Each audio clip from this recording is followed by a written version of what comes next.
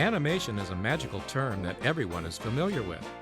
It has been part of our culture for a century and continues to grasp the attention as it creates a sense of wonder, excitement, and delight in a way that no other medium can. The word animation comes from the Latin root animare, which means to fill with breath and bring to life. It is regarded as an art as well as a science and consists of many illusionary life techniques that use computers, cutouts, and of course those handmade images known as animated cartoons. Throughout the decades, animation has proven to be a valuable medium with the power to entertain, educate, and influence. All of this is the result of centuries of study and the combined efforts of the many pioneers around the world who made it all possible. But the most advancements were made in the United States due to the developing technologies of the 20th century. And without question, the most important figures to emerge were Winsor McCay, Max Fleischer, and most of all, Walt Disney. Disney's place in history is the result of an age-old curiosity that has captured man's imagination since the dawn of time: the secrets to living images.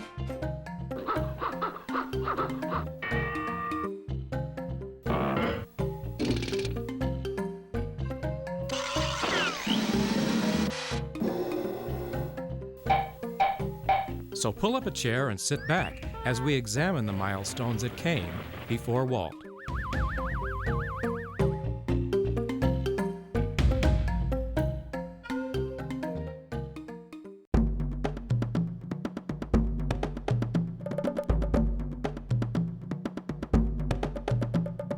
Since the beginning, man has been preoccupied with recording the life around him. Before the discovery of photography, the first means was drawing, and the desire to create a sense of life in these images was evident from the start. The earliest known attempts have been discovered in the caves at Altamira, Spain. This cave painting of a running boar displays a basic understanding of the spirit of action. And with the contours of the walls combined with a flickering campfire, the first concept of the motion picture was realized. The next major development came in Egypt around 1600 BC. The Egyptians understood that the brain retains an image as the eye receives another a fraction of a second later, and the combination of images presented in rapid succession creates the impression of movement. This concept was displayed at the Temple of Isis. When viewed from a moving vehicle, the columns acted as a shutter between the separate images, and the illusion of movement was created. This was one of the earliest demonstrations of the optical illusion known as the persistence of vision, which is the principle behind all motion pictures. Throughout the ages, artists continued to seek ways of giving animation to their drawings.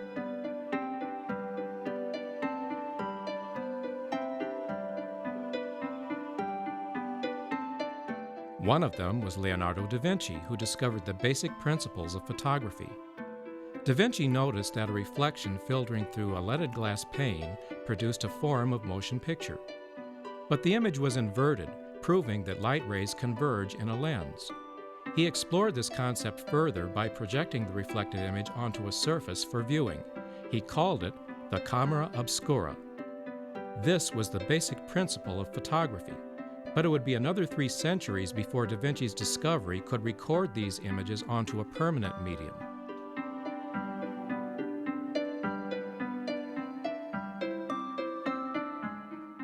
Athanasius Kircher developed the first projector in 1640. Kircher manipulated his drawings on separate panes of glass and projected the images onto a wall. He called his device the magic lantern.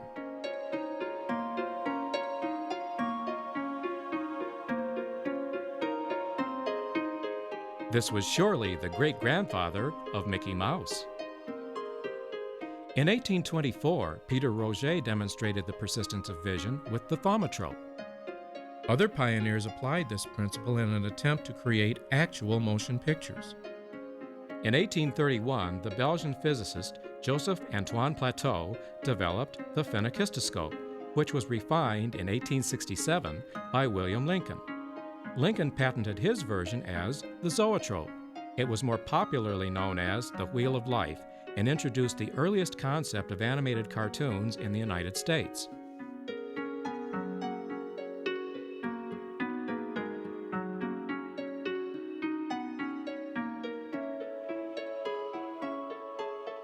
But in these pre-photographic days, the praxinoscope was the most significant.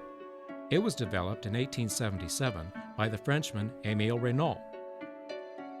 Reynaud refined the Wheel of Life through a series of mirrors. Then, taking the concept further, he created the théâtre optique, which pioneered the concept of projected motion pictures. Reynaud mounted a series of hand-painted gelatin slides on a 30-foot sprocketed belt that kept them in registration.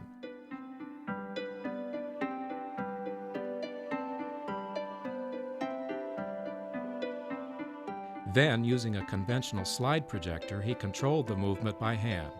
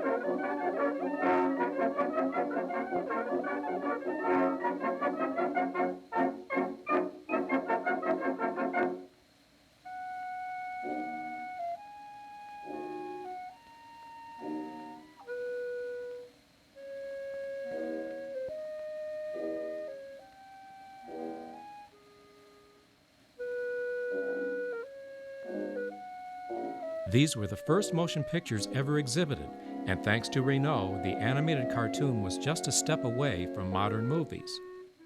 But the development of the motion picture camera was still a decade away.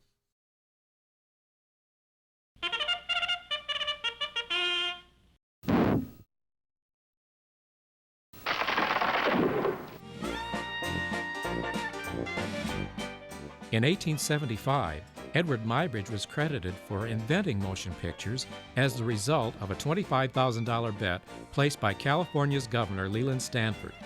Governor Stanford claimed that all 4 feet of a horse were off the ground during at least one phase of a trot.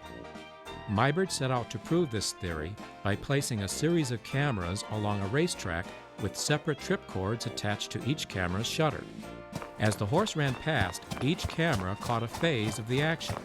The governor's theory was proven in a photo finish, and his wager contributed to the beginnings of motion pictures in the United States. But it wasn't until the development of motion picture film that this concept could reach its greatest potential. The 20th century marvel called movies created an era of excitement and discovery that combined the ideals of art with commerce. And the potential for this medium was limitless for those with imagination. The secrets of stop-motion trick films had been discovered in the early years, and the application of cartooning soon followed. James Stewart Blackton was working as a journalist for the New York Evening World. On March 12, 1896, he was sent to interview Thomas Edison. As they talked, Blackton made some quick sketches that impressed Edison so much that he invited Blackton to appear before his newly developed motion picture camera. His lightning sketch films demonstrated many of the tricks that would be applied to animation. This led to the granddaddy of them all.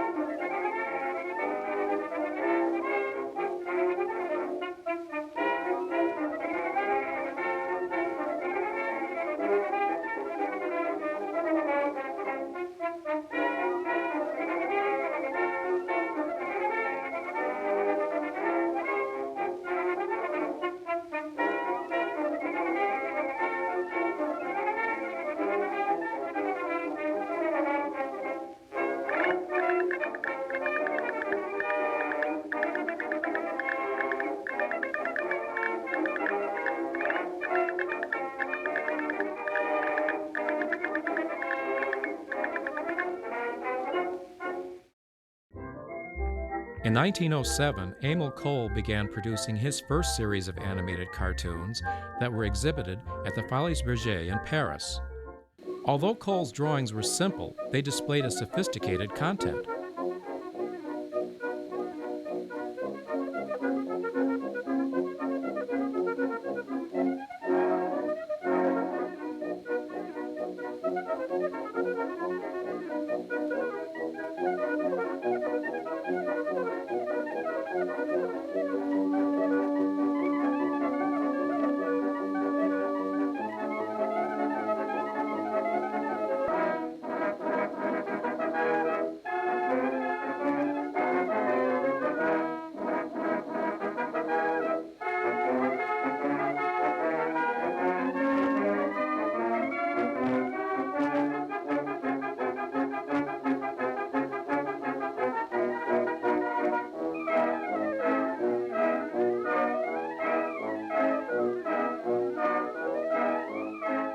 By all accounts, Cole appears to have been the first true animator and is surely the great-grandfather of all the cartoon animators who have followed.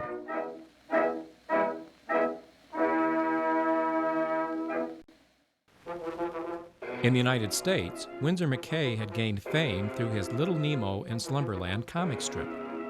In 1911, he brought his characters to the screen and set a standard of artistry and fluid action that would not be surpassed for 20 years.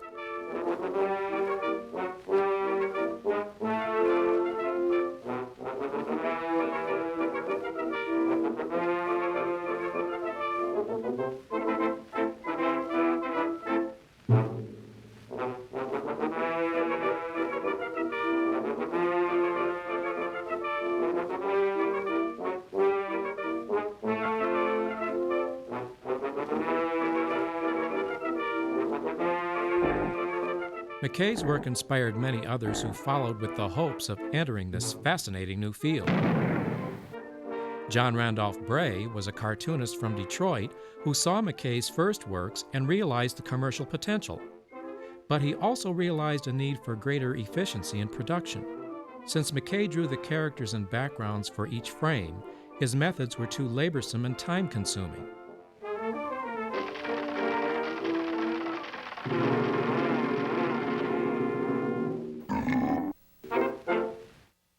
At first, the solution was found by printing the backgrounds on each drawing. Bray refined the process by inking the backgrounds onto a clear sheet of celluloid and laying it over the animation drawings inked on paper. The cell overlay technique was realized at the same time by another cartoonist, Earl Hurd. Hurd's concept used individual cells of the animation drawings placed over a single illustrated background. Both men realized the value of this concept and combined their patents to form the Bray-Hurd Process Company in 1914. This became the standard animation technique used for the next 80 years, and animation studios paid a license to use cells until the patents expired in 1932.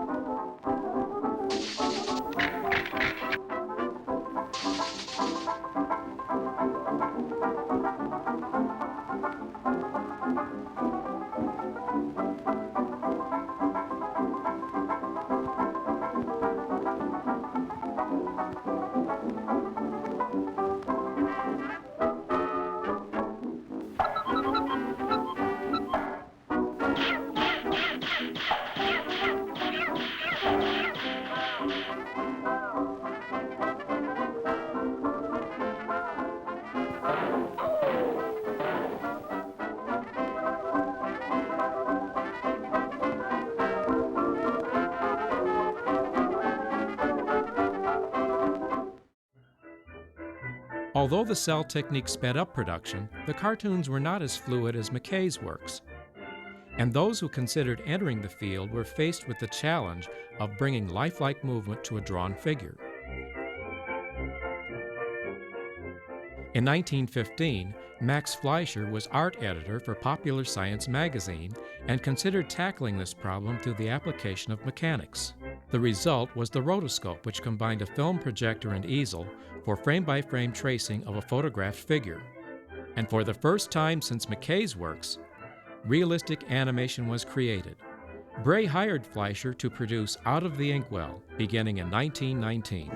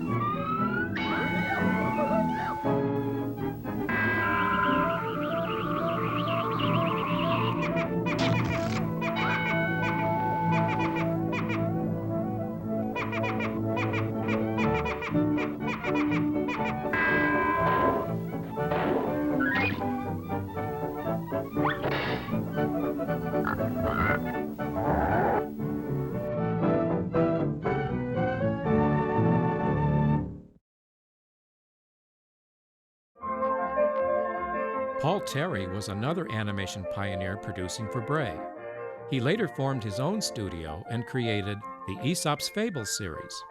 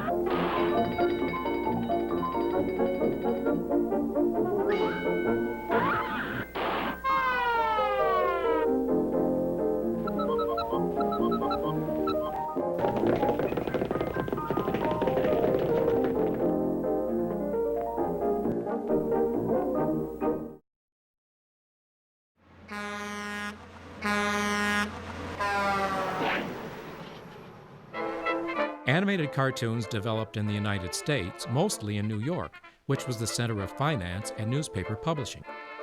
Some of the earliest series were adapted from comic strips. The pioneers all came from newspaper backgrounds and started their studios between 1914 and 1921. In 1920, Walt Disney was working for the Kansas City Film Ad Company when he became interested in animation. His only source for instruction was clips taken from film prints and a book by Edwin G. Lutz. After experimenting on his own, he sold a series of one-minute political cartoons to the local Newman's theater chain.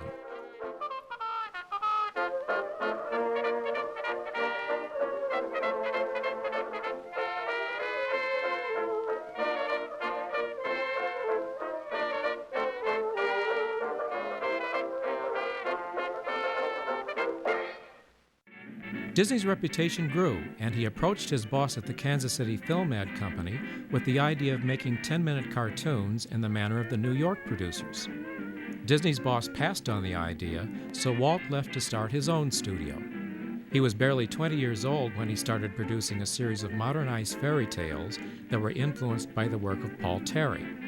His staff of animators included Ub Iwerks, Friz Freleng, Hugh Harmon, and Rudy Ising.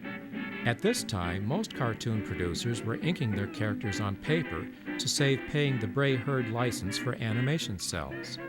But Disney realized the value of toned backgrounds and sought out rejected and scratched cells to save money and achieve an illustrated look.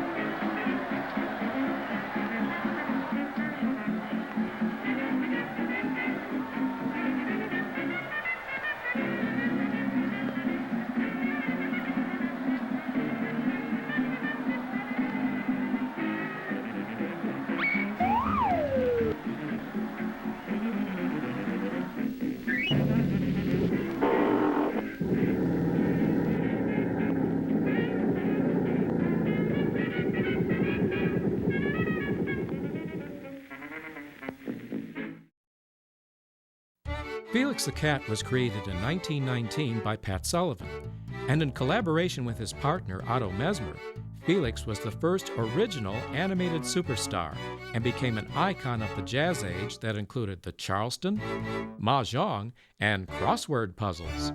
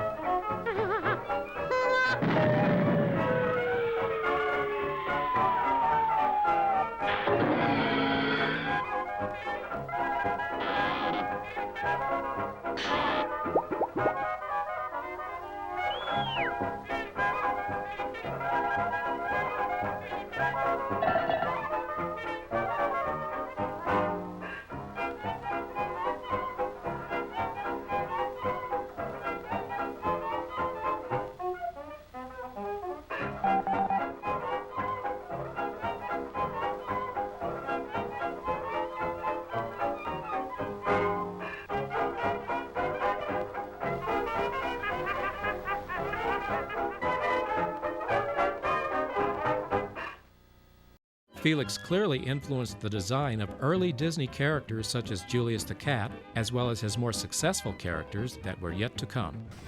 In late July of 1923, Walt Disney headed for Hollywood to become a live-action film director.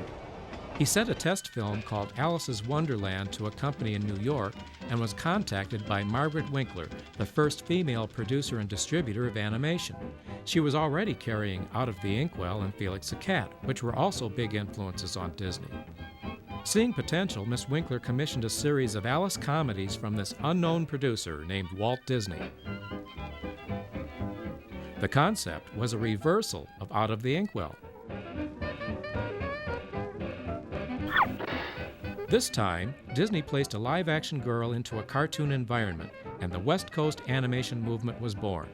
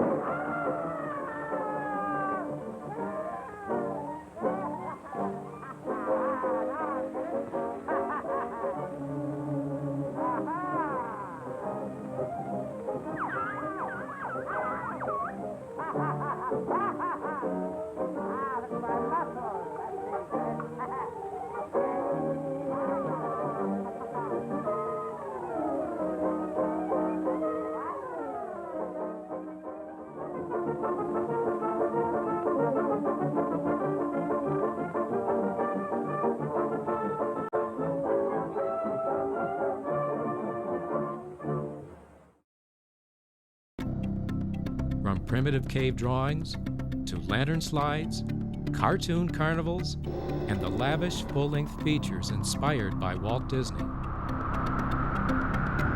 Animated cartoons have made great advances, all due to the creative instinct of man. And as long as there is the desire to dream, animation will continue to be that special instrument of magic and imagination.